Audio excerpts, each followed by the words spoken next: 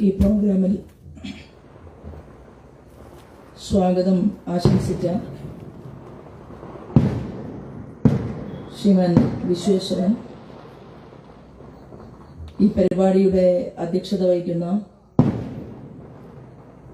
ശ്രീമാൻ ദാസ് ശങ്കർ കണ്ണൻ, അധ്യക്ഷത വഹിക്കുന്ന ശ്രീമാൻ കണ്ണൻ, അതുപോലെ തന്നെ ജില്ലയുടെ ഉപാധ്യക്ഷ ശ്രീമതി ധന്യ രാമചന്ദ്രൻ, ശ്രീമാൻ നന്ദകുമാർ, ശ്രീ വിജീഷ് ഭാസ്കരൻ, പ്രിയപ്പെട്ട ബാലേട്ടൻ, ശ്രീമാൻ രഞ്ജിത്ത് സംയോജകൻ, എല്ലാവരെയും, ശ്രീമാൻ ലതീഷ്, എൻ്റെ സ്നേഹനിധികളായിട്ടുള്ള നേതാക്കളും ഇവിടെ എത്തിച്ചേർന്നിട്ടുള്ള പ്രസ്ഥാനത്തിന്റെ നാരായവേരുകളായിട്ടുള്ള സഹപ്രവർത്തകരും, ജനാധിപത്യ വിശ്വാസികളെ ഏവർക്കും ഹൃദയപൂർവ്വം നമസ്കാരം. ഇവിടെ ഇത്തരത്തിൽ ഒരു സ്ഥാനാർത്ഥി സംഗമം നടത്തണം എന്ന് സത്യത്തിൽ ആദ്യം ആഗ്രഹം പ്രകടിപ്പിച്ചത്, നിങ്ങൾക്ക് പരിചയമുണ്ടോ എന്ന് എനിക്കറിയില്ല, അശ്വിൻ എന്ന് പറയുന്ന ഒരു കുട്ടിയാണ്. അശ്വിനോട് എവിടെയെങ്കിലും ഉണ്ടോ എന്നറിയില്ല. അപ്പൊ ഒന്ന് കൈപൊക്കി കാണിച്ചാൽ എല്ലാവർക്കും കാണാം. അപ്പോ മിസ്റ്റർ അശ്വിൻ പറഞ്ഞു, ഇവിടെ നിന്ന് വേറൊരു സ്ഥലത്തേക്ക് പരിപാടിക്ക് പോകുന്നതിന്റെ കൂട്ടത്തിൽ ഞങ്ങളുടെ സ്ഥലത്ത് വന്ന് ഒരു അരമണിക്കൂർ സംസാരിച്ചുകൂടെ എന്ന് 2 ദിവസം മുമ്പാണ്, അല്ലെ 2-3 ദിവസം മുൻപ് അശ്വിൻ ചോദിക്കുകയുണ്ടായി. അപ്പൊ ഞാൻ പറഞ്ഞു, പാർട്ടിക്ക് ഒരു പ്രോട്ടോകോൾ ഉണ്ട്.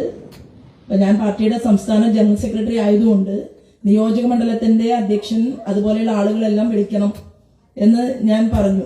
അപ്പോൾ അതെല്ലാം തന്നെ വളരെ കൃത്യമായിട്ട് അശ്വിൻ അവരെ ബോധ്യപ്പെടുത്തി. അങ്ങനെയാണ് ഇവിടെ എത്താനുള്ള ഒരു സാഹചര്യം ഉണ്ടായത്. അപ്പോൾ അതിന് നിങ്ങളെല്ലാവരെയും കാണാൻ എനിക്ക് സാധിച്ചതിൽ അശ്വിനോടും, ഒരു യുവാക്കളുടെ ഒരു പ്രതിനിധിയാണല്ലോ അശ്വിൻ, അപ്പൊ അശ്വിനോട് ഒരു പ്രത്യേക നന്ദി പറഞ്ഞുകൊണ്ടാണ് ഞാൻ എൻ്റെ വാക്കുകൾ തുടങ്ങാൻ ആഗ്രഹിക്കുന്നത്. ഇന്നത്തെ ദിവസം അങ്ങനെയാണ്. ഇന്നത്തെ ദിവസം ഞാൻ ഇവിടേക്ക് വരുന്നത് നമ്മുടെ വീടിന്റെ ഒരു ജോലി ചെയ്യാൻ വേണ്ടിയിട്ട്, മതിലൊക്കെ കെട്ടാൻ വേണ്ടിയിട്ട് ജിനോ എന്ന് പറയുന്ന ഒരു ചെറുപ്പക്കാരൻ വരികയുണ്ടായി. അപ്പോൾ ആ ജിനോ കഴിഞ്ഞ 2-3 ദിവസങ്ങളായിട്ട് ഞാൻ ആലപ്പുഴയിൽ നിന്ന് തിരിച്ചു വരുമ്പോൾ പറയും, ഞങ്ങളുടെ നാട്ടില് BJPയുടെ സ്ഥാനാർത്ഥി ഇന്ന ആളാണ്, അപ്പൊ ആ BJPയുടെ സ്ഥാനാർത്ഥിയുടെ ഒരു ഓഫീസ് ഒന്ന് ഉദ്ഘാടനം ചെയ്ത് തരണം എന്ന് പറഞ്ഞു. അത് മിനിങ്ങാന്നാണ് പറഞ്ഞത്. അപ്പോ ഇന്ന് നമുക്ക് യഥാർത്ഥത്തിൽ ഒരു പരിപാടി ഉള്ളത് തൃശ്ശൂരിലാണ്. കോർപ്പറേഷനകത്തുള്ള വാർഡിലെ ഒരു കൗൺസിലർക്ക് വേണ്ടിയാണ് ഞാൻ സംസാരിക്കാൻ വേണ്ടിയിട്ട് പോകുന്നത്. പിന്നെ മറ്റു കാര്യങ്ങൾ, ഇന്നിപ്പോ ഒരു 100 സ്ഥാനാർത്ഥികൾക്ക് വീഡിയോ ചെയ്തു കഴിഞ്ഞു. അപ്പൊ ഇന്നലെ ഇന്നൊക്കെ ആയിട്ട് കിട്ടുന്ന ഗ്യാപ്പിലെ ആ സമയത്ത് എന്റെ നമുക്ക് വാട്സപ്പിൽ അയച്ചു തരുന്ന ആളുകൾക്ക് വീഡിയോ ചെയ്തു കൊടുക്കുക. ഇതൊക്കെയാണ് ഇപ്പോൾ കുറച്ച് സമയം ചെയ്ത കാര്യങ്ങൾ. അപ്പൊ ഇവിടെ ഞാൻ ഇത് എന്തിനാ പറയുന്നത് വെച്ചാൽ, ഇവിടെ പറഞ്ഞു നമ്മുടെ ഈ ഗ്രാമത്തിലേക്ക് ശോഭ സുരേന്ദ്രനെ പോലെ ഒരാൾ വന്നല്ലോ എന്ന് പറഞ്ഞപ്പോ അങ്ങനെ പറയേണ്ട കാര്യമില്ല. കാരണം ഞാൻ ഗ്രാമത്തില് ലൈറ്റ് പോലും ഇല്ലാത്തൊരു വീട്ടില് കിടക്കാൻ ഒരു നല്ല മുറിയില്ലാത്ത ഒരു വീടിനകത്ത് വളരെ കഷ്ടപ്പെട്ട, 8ാം ക്ലാസ്സിൽ പഠിക്കുമ്പോൾ അച്ഛൻ മരിച്ചു, അമ്മ കഷ്ടപ്പെട്ട് വളർത്തിയുണ്ടാക്കി അങ്ങനെ ഒരു വീട്ടിൽ നിന്ന്, ഗ്രാമത്തിൽ നിന്ന് കടന്നു വന്ന ഒരാളാണ്. അവിടുത്തെ നല്ലവരായിട്ടുള്ള കമ്മ്യൂണിസ്റ്റുകാർക്ക് പോലും അറിയാം എന്താണ് ശോഭ BJPയിൽ തന്നെ മതി എന്നാണ് അവരെന്നും ഹൃദയം തൊട്ട് പ്രാർത്ഥിക്കുന്നത്. കാരണം എപ്പോഴും അതിലെ ചില ആളുകൾ പറയാം, അവരുടെ പേര് പറഞ്ഞു കഴിഞ്ഞാൽ അവരെ പാർട്ടിയിൽ നിന്ന് പുറത്താക്കും എന്നുള്ളത് കൊണ്ട് ഞാനിപ്പോ അവരുടെ പേരൊന്നും പരാമർശിക്കുന്നില്ല. ഞാൻ പറഞ്ഞു വന്നത്, അങ്ങനെയുള്ള ഒരു ഗ്രാമത്തിൽ നിന്ന് നമുക്ക് കഷ്ടപ്പെട്ട് ഒരു സാധാരണ ഒരു വ്യക്തിക്ക് ഇങ്ങനെ ഒരു പാർട്ടിയുടെ അഖിലേന്ത്യാ തലത്തില് ഇപ്പൊ ഒരു 12 പേരടങ്ങുന്ന ഒരു ടോളി എന്ന് പറയും. അതായത് അതില് നമ്മുടെ ആരാധനായിട്ടുള്ള മോദിജിയും അമിത്ഷാജിയുടെയും ഒക്കെ നിർദ്ദേശപ്രകാരം ഇന്ത്യയിൽ 12 സ്ത്രീകളെ അവർ സെലക്ട് ചെയ്തപ്പോൾ മിനിങ്ങാന്ന് അതിലും ഒരാളായിട്ട് നമുക്ക് എത്താൻ പറ്റും. അപ്പോൾ അങ്ങനെ ഒരു പാർട്ടി ഉണ്ടെങ്കിൽ അത് പറയാൻ വേണ്ടിയിട്ടാണ്, എന്റെ കഥ പറയാനല്ല ഞാൻ സംസാരിക്കുന്നത്. ഒരു സാധാരണ ഒരു വ്യക്തിക്ക് അങ്ങനെ പ്രവർത്തിച്ച് കടന്നു വരാൻ പറ്റിയ ഒരു രാഷ്ട്രീയ പാർട്ടി ഉണ്ടെങ്കിൽ അത് നമ്മുടെ നരേന്ദ്രമോദി വിശ്വസിക്കുന്ന ഭാരതീയ ജനതാ പാർട്ടിയാണ്. അതാണ് അതിന്റെ പ്രത്യേകത. നമ്മുടെ പ്രസ്ഥാനത്തില് ഏറ്റവും താഴെത്തട്ടിൽ ജീവിച്ച് സമൂഹത്തിന്റെ മുഖ്യധാരയിലേക്ക് കടന്നു വരാൻ സാധിക്കാത്ത ആദിവാസി സമൂഹത്തിൽ നിന്ന് ശ്രീമതി ദ്രൗപദി മുർമു അവര് കടന്നു വന്നപ്പോ അവരുടെ നിറം നമ്മൾ നോക്കിയിട്ടില്ല, അവരേത് വിഭാഗത്തിൽ നിന്നാണ് എന്ന് നമ്മൾ നോക്കിയില്ല. ഒറ്റ പോയിന്റാണ് നമ്മുടെ പാർട്ടി നോക്കിയത്.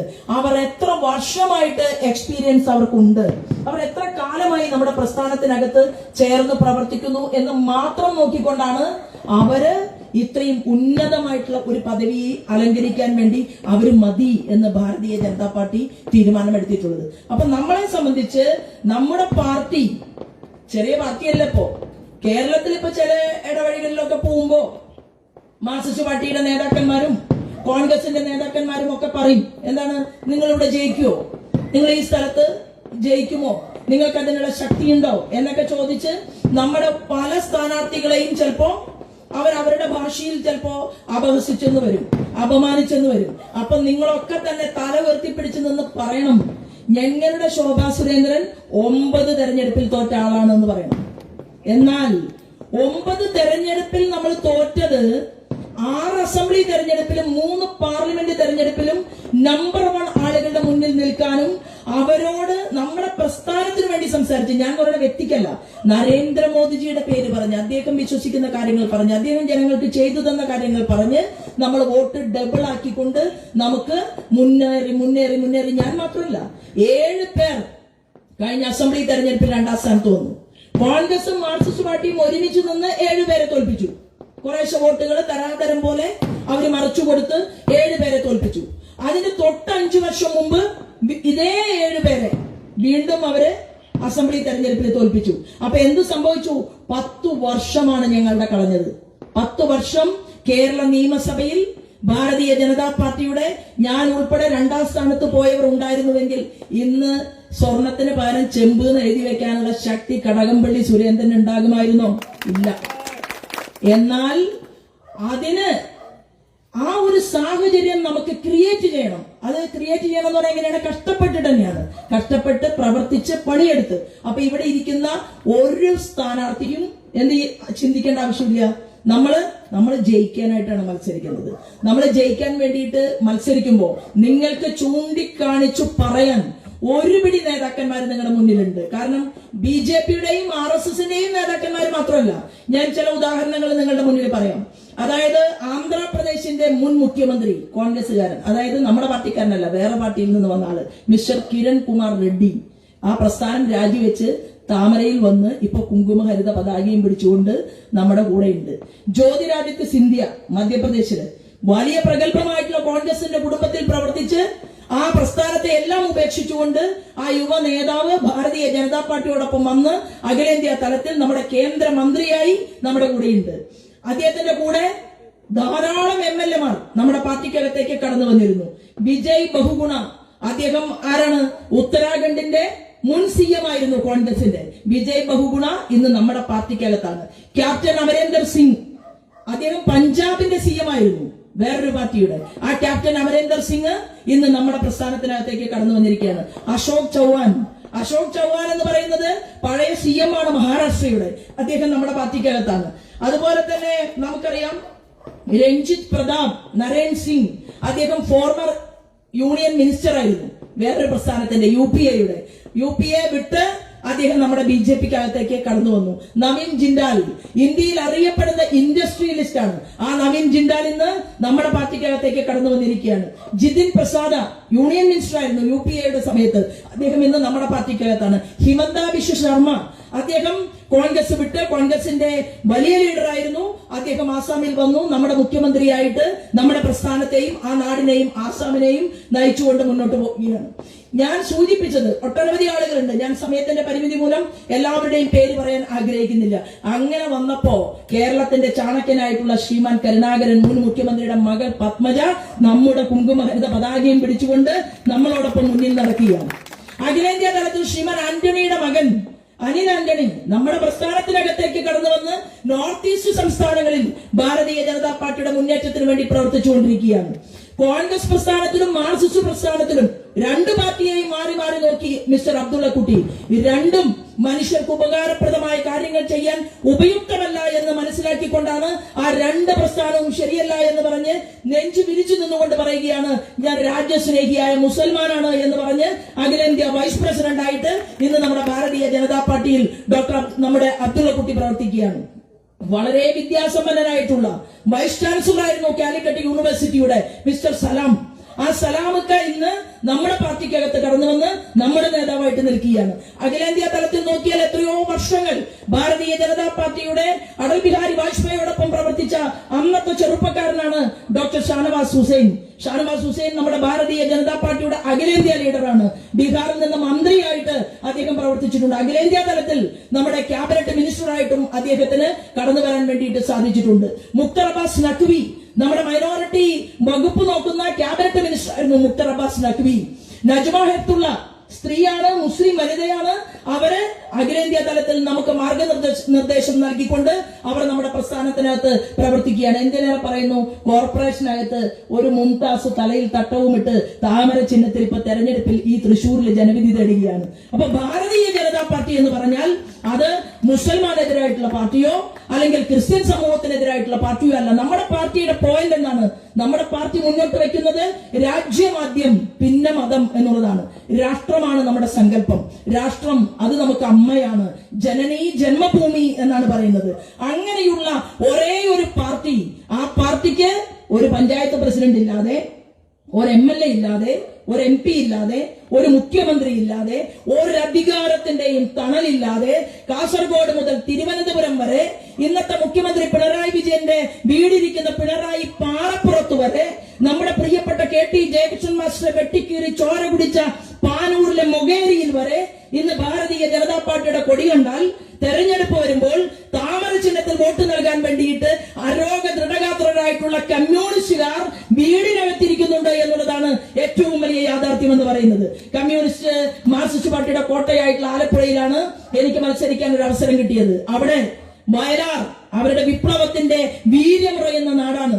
ആ വയലാറിൽ ഭാരതീയ ജനതാ പാർട്ടിക്ക് 1ാം സ്ഥാനം കിട്ടി. അവരുടെ പുറക്കാട് അവിടെ നമുക്ക് 1ാം സ്ഥാനം കിട്ടി. അവിടെ അപ്പൊ കോൺഗ്രസ് പറഞ്ഞു മാർക്സിസ്റ്റ് കമ്മ്യൂണിസ്റ്റ് പാർട്ടിയിൽ നിന്ന് മാത്രമാണ് BJPയിലേക്ക് വോട്ടുകൾ വരുന്നത്. അല്ല, KC വേണുഗോപാലിന്റെ അവിടുത്തെ അദ്ദേഹത്തിന്റെ വാർഡിൽ നമ്മൾ 1ാം സ്ഥാനത്താണ്. അവിടെ സുധാകരൻ സാറിന്റെ വാർഡിൽ നമ്മൾ 1ാം സ്ഥാനത്താണ്. എന്താ അർത്ഥം? കമ്മ്യൂണിസ്റ്റ് പാർട്ടിയുടെ ചിഹ്നത്തിൽ നിന്നും കോൺഗ്രസിന്റെ ചിഹ്നത്തിൽ നിന്നും ഭാരതീയ ജനതാ പാർട്ടിയിലേക്ക് വോട്ടുകൾ ഒഴുകി വന്നു എന്നാണ് അതിനർത്ഥം. അങ്ങനെ നമ്മൾ വോട്ട് ഡബിളാക്കിക്കൊണ്ട് ആലപ്പുഴയിൽ നിന്നപ്പോഴാണ് നമ്മുടെ സഖാവ് പറഞ്ഞത്, ആര്? മാർക്സിസ്റ്റ് പാർട്ടിയുടെ സംസ്ഥാന സെക്രട്ടറി ഗോവിന്ദൻ മാഷ് പറഞ്ഞു, എന്താണ്? തെറ്റ് ചെയ്ത ആളുകളെ കളവറയ്ക്കാൻ ഞങ്ങൾ തീരുമാനിച്ചിട്ടുണ്ട്. ഞാനിത് മുമ്പും പ്രസംഗിച്ചിട്ടുള്ളതാണ്. ഈ കളവറയ്ക്കുക എന്നുള്ള പ്രയോഗം ലൂസിഫർ കളപറയ്ക്കാൻ പോയതാണ് എന്ന് പറയുകയാണ്. അതിനു മുൻപ് ഒരു കൊലപാതകം കഴിഞ്ഞിട്ടാണ് തിരിച്ച് വന്ന് അവിടെ ഇരിക്കുന്നത്. അപ്പൊ കളപറയ്ക്കും എന്ന് മാർക്സിസ്റ്റ് പാർട്ടിയുടെ സംസ്ഥാന സെക്രട്ടറി ഗോവിന്ദൻ മാഷ് പറഞ്ഞപ്പോ അവിടെ ആലപ്പുഴയിലെ സംഘപരിവാർ പ്രസ്ഥാനത്തിന്റെയും BJPയുടെയും ഞങ്ങൾ പറഞ്ഞു, കള പറക്കണമെങ്കിൽ ഒന്നാമതായിട്ട് ശോഭാ സുരേന്ദ്രനെ തൊടണം. അത് കഴിഞ്ഞിട്ട് അവിടെ കമ്മ്യൂണിസ്റ്റ് പാർട്ടിയുടെ താമരയ്ക്ക് വോട്ട് ചെയ്ത ഒരാളുടെ ശരീരത്തിൽ പൂഴിത്തരി പോലും വീഴാൻ അനുവദിക്കൂ എന്ന് പ്രഖ്യാപിച്ചുകൊണ്ടാണ് ആലപ്പുഴയിലെ പഞ്ചായത്ത് തെരഞ്ഞെടുപ്പിൽ നമ്മളെല്ലാവരും ഒരുമിച്ച് മുന്നോട്ട് നീങ്ങുന്നത്. ഇത് ആറ്റിങ്ങലിൽ സംഭവിച്ചു, ഇത് തിരുവനന്തപുരത്ത് സംഭവിച്ചു, ഇത് കേരളത്തിൽ ആകമാനം സംഭവിച്ചു. കണ്ണൂരിൽ കോൺഗ്രസിന്റെ സ്ഥാനാർത്ഥിയായിരുന്ന ഒരു കാലത്ത് സ്ഥാനാർത്ഥിയായ മിസ്റ്റർ രഘുനാഥ്, അദ്ദേഹം ഇന്ന് നമ്മുടെ BJPയുടെ കൊടിയും പിടിച്ചിട്ട് ഭാരതീയ ജനതാ പാർട്ടിയുടെ ചുമതലയിൽ പ്രവർത്തിക്കുകയാണ്. ഞാനിത് സൂചിപ്പിക്കാനുള്ള കാരണം, വിവേകമുള്ള, രാജ്യസ്നേഹമുള്ള, ഈ നാടിനെ സംരക്ഷിക്കണം എന്നുള്ളവരാണ് ഭാരതീയ ജനതാ പാർട്ടിയിൽ NDAക്കകത്ത് കടന്നു വരുന്നത്. അങ്ങനെയുള്ളവർ ഒരുമിച്ച് ചേരുമ്പോൾ 2.5% വോട്ടിൽ നിന്ന് ബിപ്ലവ് കുമാർ എന്ന് പറയുന്ന ഒരു വ്യക്തി ഭാരതീയ ജനതാ പാർട്ടിയുടെ NDAയുടെ ലീഡർക്ക് അവിടെ ത്രിപുരയിൽ ഭരണം പിടിക്കാൻ സാധിച്ചുവെങ്കിൽ 20% വോട്ടിൽ നിന്ന് ഈ മുളങ്ങുന്നത്തുകാവ് മേഖലയിലും കോലടി മേഖലയിലും ഒക്കെ നിങ്ങൾ മുന്നോട്ട് വെക്കുന്ന മുദ്രാവാക്യത്തെ ഏറ്റെടുത്തുകൊണ്ട് നിങ്ങൾ വർദ്ധിത വീര്യത്തോടുകൂടി 20% നിന്ന് നിങ്ങളൊരു പോക്കെങ്ങോട്ട് പോയാൽ ഡബിൾ എഞ്ചിൻ സർക്കാർ കേരളത്തിൽ ഉണ്ടാക്കുമെന്നുള്ള പ്രവർത്തിക്കുന്ന ഒരു സ്ത്രീ എന്നുള്ള രീതിയിൽ എനിക്ക് വെക്കാനുള്ളത്, നമ്മൾ മുന്നോട്ടാണ്, നമ്മൾ മുന്നോട്ട് തന്നെ പോകും. കാരണം നമ്മൾ മാത്രമേയുള്ളൂ ഇവിടുത്തെ മനുഷ്യർക്ക് ഗുണകരമായ കാര്യങ്ങൾ ചെയ്യാൻ. ഈ കേരളത്തിലെ ജനത അവർ കാത്തിരിക്കുകയാണ്. പക്ഷെ അവർ പാവപ്പെട്ടവരാണ്, സാധാരണക്കാരാണ്, കർഷകന്മാരായിട്ടുള്ള ആളുകൾക്ക് അവരുടെ നെല്ല് ഉൽപ്പാദിപ്പിച്ച് ആ നെല്ല് കൊണ്ടുപോയി വിൽക്കാൻ ശ്രമിക്കുമ്പോ ഒരു റെസീറ്റ് കൂട്ടി കൊടുക്കുകയാണ്. അതുമായിട്ട് ബാങ്കിൽ പോയിട്ട് ക്യൂ നിന്ന് അവൻ കടം വാങ്ങുന്നത് പോലെ അത്യധ്വാനം ചെയ്തുണ്ടാക്കിയ നെല്ല് വിറ്റിട്ട് കടക്കാരനായിട്ട് ലോണ് എടുക്കാൻ നിൽക്കുന്നത് പോലെ ബാങ്കിന്റെ മുന്നിൽ, സൊസൈറ്റിയുടെ മുന്നിൽ ക്യൂ നിന്നിട്ടാണ് ആലപ്പുഴയിലെ കുട്ടനാടിലെ കർഷകൻ പ്രസാദ് ആത്മഹത്യ ചെയ്തത്.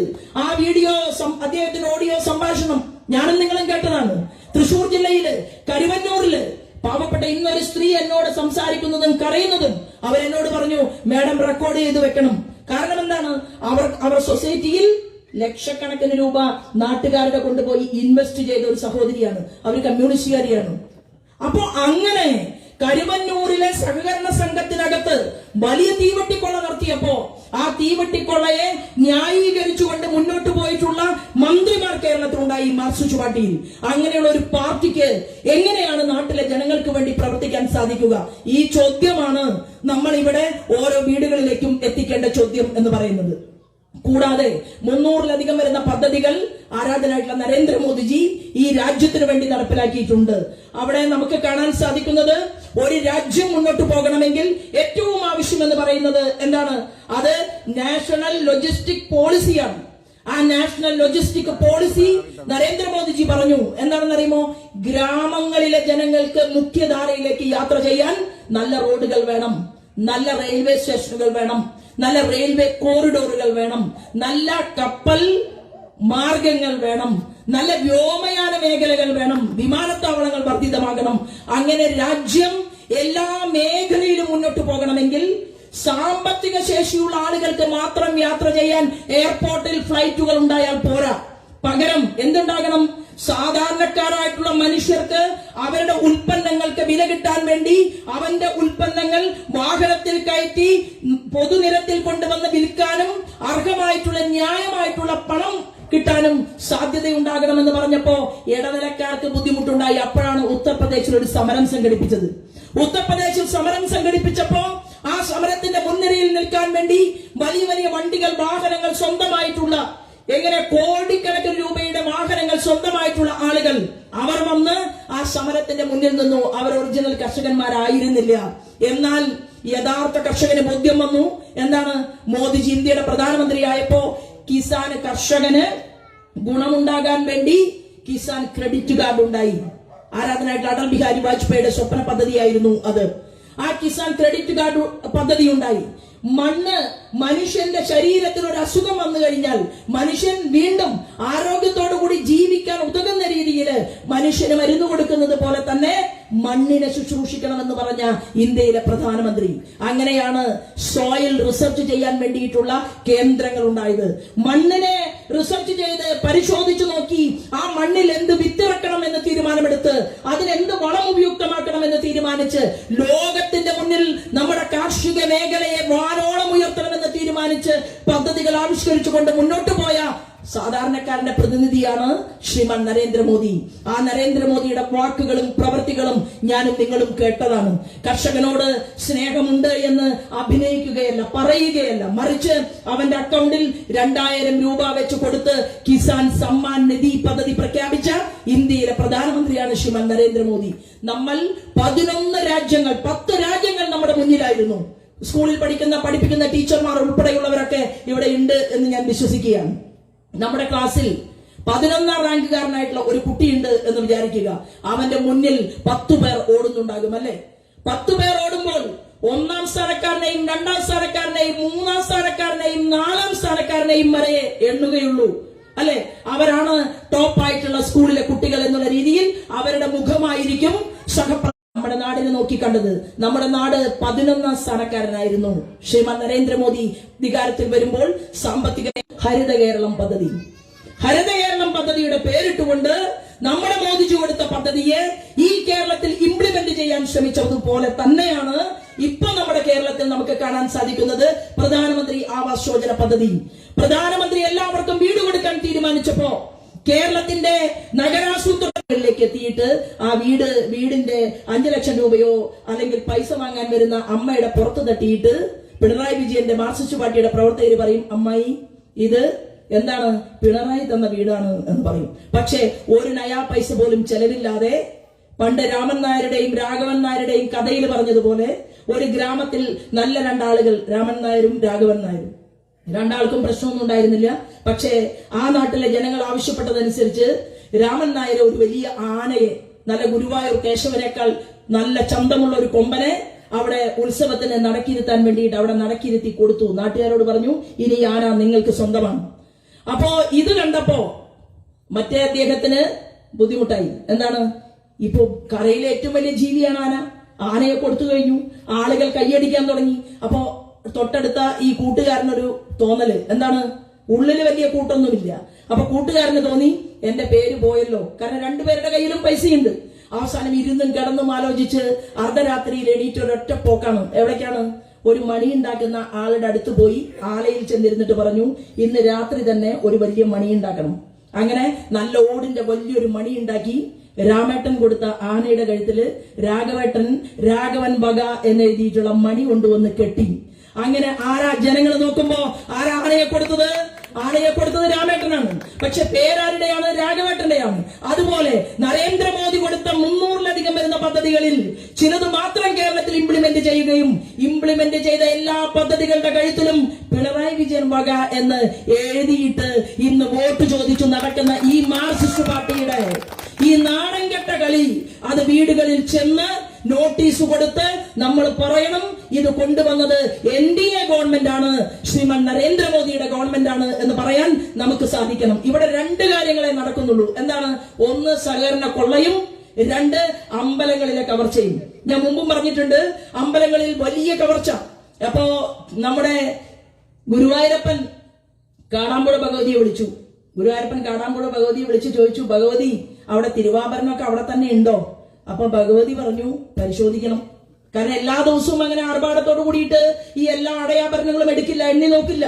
അപ്പൊ ഭഗവതി പറഞ്ഞു, കൊട്ടാരക്കര ഗണപതിയെ ഉണ്ണി ഗണപതിയെ ഒന്ന് വിളിച്ചു നോക്കായിരുന്നു.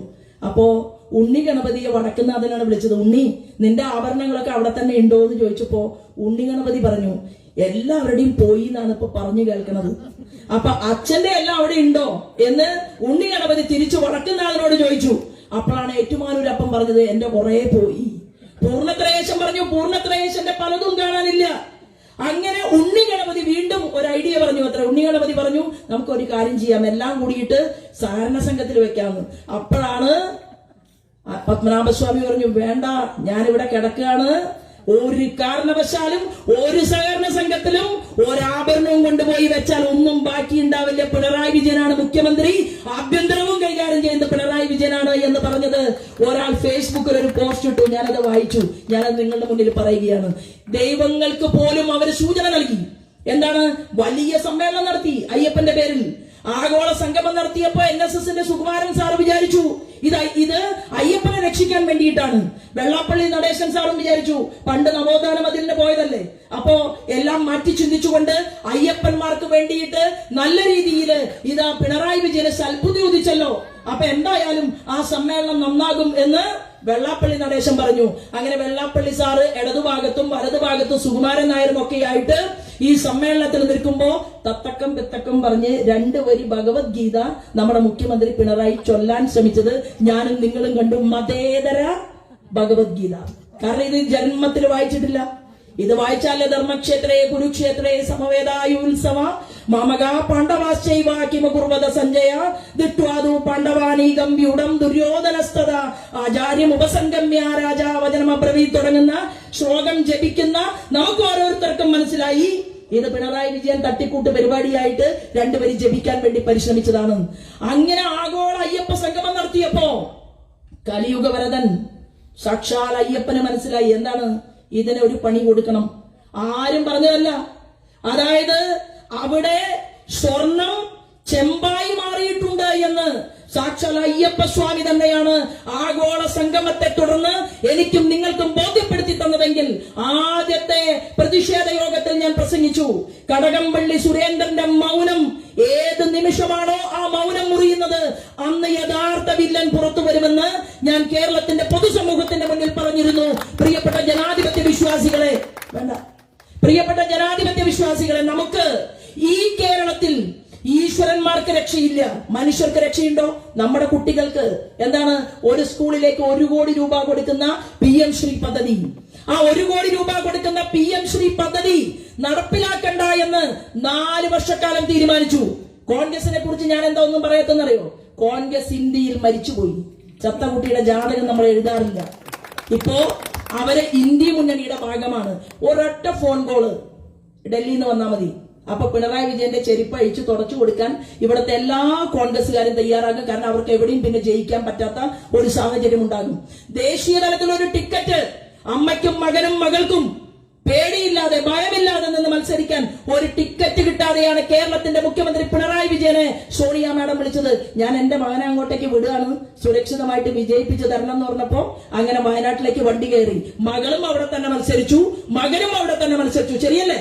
അങ്ങനെ ഇന്ത്യൻ നാഷണൽ കോൺഗ്രസ് 404 MP-മാരെ സൃഷ്ടിച്ച് ഏറ്റവും പ്രബലമായ രീതിയിൽ നിന്നിരുന്ന ഈ രാജ്യത്തിന്റെ പാർലമെന്റിലെ 1.5 ശക്തിയായിരുന്ന കോൺഗ്രസിന് കേവലം വിരലിലെണ്ണാവുന്ന സീറ്റുകളിൽ താഴ്ന്നു പോകേണ്ടി വന്നത് അയൽവക്കത്ത് വീടുകളിൽ പാത്രം കഴുകി കിട്ടിയ നാണയത്തുട്ടുകൾ ചേർത്ത് വെച്ചുകൊണ്ട് ശ്രീമാൻ നരേന്ദ്രമോദി, നരേന്ദ്രൻ എന്ന് പറയുന്ന ആ കുട്ടിയെ വളർത്തിയെടുത്ത അമ്മയുണ്ടല്ലോ, അമ്മയുടെ മകൻ ലോകാരാധ്യനായി മാറിക്കൊണ്ടിരിക്കുകയാണ്. 16 ഇസ്ലാമിക ലോകരാജ്യങ്ങളാണ് ശ്രീമാൻ നരേന്ദ്രമോദിക്ക് അവരുടെ ബഹുമതി കൊടുത്തത്, പരമോന്നത ബഹുമതി കൊടുത്തത്. ആ നരേന്ദ്രമോദിജിയെ ലോകം ആരാധിക്കുന്നു, അംഗീകരിക്കുന്നു. 11ാം സ്ഥാനത്ത് നിൽക്കുന്ന നമ്മുടെ ഭാരതം, ഫിനാൻസ് ഇൻസ്റ്റിറ്റ്യൂട്ട് പറഞ്ഞു, മോർഗൻ സ്റ്റാൻലി അവരുടെ റിപ്പോർട്ട് പുറത്തു വന്നു, ഇന്ത്യ 4ാം സ്ഥാനത്താണ് ഇപ്പൊ നിൽക്കുന്നത്. 3 പേരെ മാത്രമേ ഇനി ലോകത്ത് നമുക്ക് മറികടക്കാനുള്ളൂവെങ്കിൽ 5 വർഷം കൊണ്ട് ആ മറികടക്കൽ ഉണ്ടാകുമെന്നുള്ളതാണ് ലോകം ഉറ്റുനോക്കുന്നത്. അമേരിക്കയുടെ സാമ്പത്തിക സ്ഥിതി പോലെയല്ല ഭാരതത്തിന്റെ ഇന്ത്യൻ ബാങ്കുകൾ. അത് മാത്രമല്ല, ബാങ്കിൽ മാത്രമല്ല നമുക്ക് പണമുള്ളത്. എല്ലാ അമ്മമാരുടെയും മടിശീലയിൽ 1 ഗ്രാമോ 2 ഗ്രാമോ 8 ഗ്രാമോ സ്വർണം അവര് ഭർത്താവ് പോലും അറിയാതെ ചിലപ്പോ ഉണ്ടാക്കി വെച്ചിട്ടുണ്ടാകും. എന്തിനു വേണ്ടിയിട്ടാണ്? കുട്ടിയെ വിവാഹം കഴിച്ചു കൊടുക്കാൻ വേണ്ടിയിട്ടാണ്. ശരിയല്ലേ? അതായത് ഇവിടുത്തെ 1.5 ധനകാര്യ വകുപ്പ് മന്ത്രിമാരാണ് ഇന്ത്യയിൽ അമ്മമാർ, സ്ത്രീകൾ വസുദൈവ കുടുംബകം എന്നുള്ള സങ്കല്പം വെച്ചുകൊണ്ട് തന്റെ വീട്ടിലെ കുട്ടിയെയും സംരക്ഷിക്കും, അടുത്ത വീട്ടിലെ കുട്ടിക്കും വിവാഹം കഴിക്കുമ്പോൾ പാവപ്പെട്ട ഒരു കുട്ടിയാണെങ്കിൽ അവർക്കൊരു നുള്ളു പൊന്നു കൊടുക്കണമെന്ന് പറയുന്ന, ലോകാസമസ്ത സുഖിനോ ഭവന്തു എന്ന് പറയാൻ സാധിക്കുന്ന ആളുകളുടെ കൂട്ടത്തിലുള്ളവരാണ് നമ്മുടെ നാട്ടിലെ ഭാരതത്തിലെ സ്ത്രീകളെന്ന് ലോകം ഉറ്റുനോക്കുകയും അവർ മനസ്സിലാക്കുകയും ചെയ്തിട്ടുള്ള ഒരു കാലാംശത്തിലാണ് നമ്മുടെ ഉലകനായകൻ ശ്രീമാൻ നരേന്ദ്രമോദിക്ക് സമ്മാനമായിട്ട് ഇവിടെ നിന്ന് നമ്മുടെ വാർഡിലേക്ക് മത്സരിക്കുന്നവരും ബ്ലോക്കിൽ മത്സരിക്കുന്നവരും, ധന്യ ബ്ലോക്കിലാണ് മത്സരിക്കുന്നത് അല്ലേ, ജില്ലാ പഞ്ചായത്തിൽ മത്സരിക്കുന്ന ശ്രീമതി ധന്യ ഉൾപ്പെടെയുള്ള ആളുകൾക്ക് നമ്മൾ വോട്ടവകാശം വേണം എന്ന്, വോട്ട് നൽകണം എന്ന് ജനങ്ങളോട് അപേക്ഷിക്കുന്നത്, അഭ്യർത്ഥിക്കുന്നത്. അപ്പൊ വീടുകളിൽ ചെല്ലുമ്പോ ആളുകൾ പറയും, കമ്മ്യൂണിസ്റ്റുകാർ പറയും, നല്ലവരായിട്ടുള്ള ആൾക്കാരൊക്കെ ഉണ്ട് അവിടെ, പക്ഷെ അവര് പറയും 2000 രൂപ പെൻഷൻ ആക്കിയിട്ടുണ്ടല്ലോ പിണറായി വിജയൻ, വെറും കാപ്പട്യമാണ് എന്ന് നിങ്ങൾ പറഞ്ഞു കൊടുക്കണം. എത്ര മാസത്തെ പെൻഡിങ് ഉണ്ട് എന്ന് ചോദിക്കണം. ഇത് പഞ്ചായത്ത് തെരഞ്ഞെടുപ്പും കഴിഞ്ഞ് ഒരു 4 മാസം കൂടി കിട്ടും. അസംബ്ലി തെരഞ്ഞെടുപ്പ് കഴിഞ്ഞാൽ ഈ സാധനം ഇല്ലാതെയാകും എന്ന് സൂചന അവർക്ക് കൊടുക്കുകയും, കുട്ടികളോട് സ്നേഹമില്ലാത്തവർ, PM ശ്രീ പദ്ധതി വേണ്ടാത്തവർ, നമ്മുടെ റോഡുകളും പാലങ്ങളും വേണ്ടാത്തവർ. എങ്ങനെയാ റോഡ് പൊളിഞ്ഞത്? ഞാൻ എന്റെ വാക്കുകൾ നിർത്തുകയാണ്. എങ്ങനെയാ റോഡ് പൊളിഞ്ഞത്? ദേശീയപാത ടെൻഡർ കൊടുത്തു. ആരാ സഹ ടെൻഡർ എടുത്തത്? സഹ ടെൻഡർ എടുത്തത് പിണറായി വിജയന്റെ കൂട്ടാളികളാണ്. അപ്പൊ പിണറായി വിജയൻ ഉൾപ്പെടെയുള്ളവരെ സ്വാധീനം ചെലുത്തിക്കൊണ്ട് സഹ ടെൻഡർ എടുത്തപ്പോ ആ റോഡ് കുത്തനെ താഴേക്ക് ഇരുന്നപ്പോ പത്രസമ്മേളനത്തിൽ അങ്ങനെ ഒരക്ഷരം മിണ്ടാതിരിക്കുന്ന കേരളത്തിന്റെ മുഖ്യമന്ത്രി പിണറായി ഞാനും നിങ്ങളും കണ്ടു. ആളുകളെല്ലാം ചിന്തിച്ചു, എന്താണ് കേന്ദ്രത്തെ കുറ്റം പറയാത്തത്? എന്താണ് കമ്പനിയെ കരിമ്പട്ടികയിൽപ്പെടുത്തണമെന്ന് മുഖ്യമന്ത്രി പറയാത്തത്? ഇത്രയും ആളുകൾക്ക് വേദനിച്ചിട്ടുള്ള ഒരു സംഭവത്തിൽ മൗനമായിട്ട് എന്താണ് പിണറായി വിജയൻ ഇരിക്കുന്നത് എന്ന് നമുക്ക് എല്ലാവർക്കും സംശയം തോന്നിയെങ്കിൽ കേരളത്തിൽ എന്ത് ഇൻഫ്രാസ്ട്രക്ചർ മേഖലയിൽ വികസനം വന്നാലും ഊരാളുങ്കലിനെ വിളിക്കും. ഊരാളുങ്കൽ ആരാ? ഊരാളുങ്കൽ എന്ന് പറഞ്ഞാൽ ഈക്വൽ ടു പിണറായി വിജയൻ. പിന്നെ മോദി കൊടുത്ത നല്ല റോഡില് മരുമകന്റെ അമ്മായി അച്ഛനെ കൊണ്ട് ക്യാമറ വെപ്പിക്കും. 78 കോടിക്ക് വെക്കേണ്ട ക്യാമറ 350 കോടിക്ക് വെക്കും. എല്ലാ മേഖലകളിലും അഴിമതിയാണ്. നെല്ല് പാലക്കാട് ഉണ്ടാക്കുന്നുണ്ട്, ആലപ്പുഴയിൽ ഉത്പാദിപ്പിക്കുന്നുണ്ട്. ആ അരി ഒന്ന് സംരക്ഷിച്ച ആളുകൾക്ക് കൊടുക്കേണ്ടതിന് പകരം അത് നെല്ല് അവിടെ ചീഞ്ഞു കിടന്നാലും കുഴപ്പമില്ല, പൈസ കൃത്യമായിട്ട് കൊടുക്കാതെ കർഷക ദ്രോഹം നടത്തിക്കൊണ്ട് കർഷകർക്ക് ഇത് ഉത്പാദിപ്പിക്കാനുള്ള മനസ്സ് വരുന്നില്ല. അതുകൊണ്ട് പക്ഷേ അവർക്ക് അതിന്റെ ആവശ്യമില്ല. അവർ ആന്ധ്രയിലേക്ക് അരി വാങ്ങാൻ പോകും, കർണാടകയിലേക്ക് പോകും, അവിടെ കോടിക്കണക്കിന് രൂപയുടെ അഴിമതി നടത്തും. ഞാനും നിങ്ങളും ഉൾപ്പെടെയുള്ള കേരളത്തിലെ നമ്മുടെ സമൂഹത്തിന് 11,000 കോടി രൂപയിലധികം 3 മാസം കൊണ്ട് മരുന്നിന് വേണം ജനങ്ങൾക്ക്.